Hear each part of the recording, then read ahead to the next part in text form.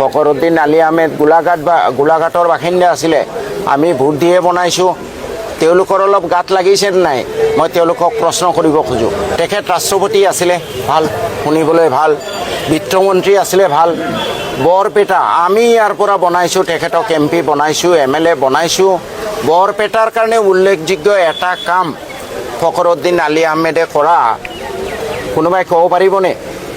তেওঁ বৰপেটা নগৰখনক ৰেলেৰে সংযোগ কৰিব পাৰিলেহেঁতেন, বৰপেটাত এখন চেণ্ট্ৰেল ইউনিভাৰ্চিটি কৰিব পাৰিলেহেঁতেন, আমাৰ এই অন্তত বৰপেটা জিলাৰ মানুহখিনিক তেওঁ মাটিৰ পট্টা দিব পাৰিলেহেঁতেন, নদীৰ কণ্ট্ৰল কৰিব পাৰিলেহেঁতেন।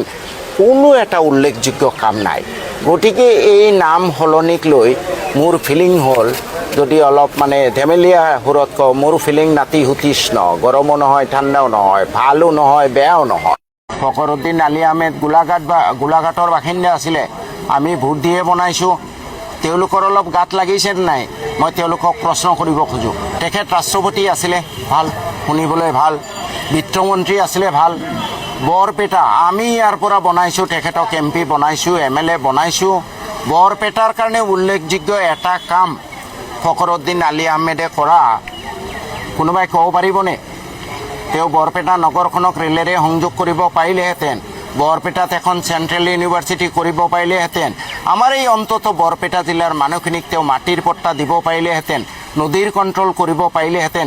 কোনো এটা উল্লেখযোগ্য কাম নাই। গতিকে এই নাম সলনিক লৈ মোৰ ফিলিং হ'ল, যদি অলপ ধেমেলীয়া সুৰত কওঁ, মোৰ ফিলিং নাতিশীতোষ্ণ, গৰমো নহয় ঠাণ্ডাও নহয়, ভালো নহয় বেয়াও নহয়।